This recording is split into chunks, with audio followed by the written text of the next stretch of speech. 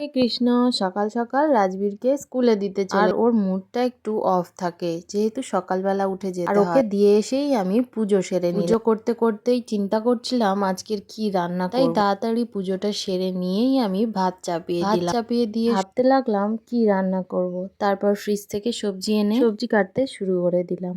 আর সবজিটা কাটা হয়ে গেলেই আমি রান্নাটা বসিয়ে দিলাম, যেহেতু তাড়াতাড়ি রান্না করতে হবে। আর এই যে রুটি তৈরি করে নিয়েছি, রুটিটা আমার হাজবেন্ড টিফিন হিসেবে নিয়ে যায়, তাই ওর রুটিটা করে দিতে হয়।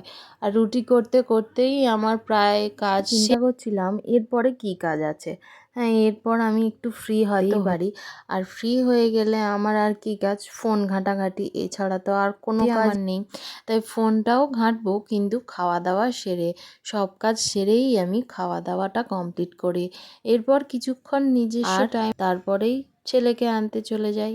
বেরিয়ে দেখি গার্জেনরা সব ভিড় করে দাঁড়িয়ে আছে। আর একজন বলে উঠল, আরে তোমার ফোনে লাইট জ্বলছে।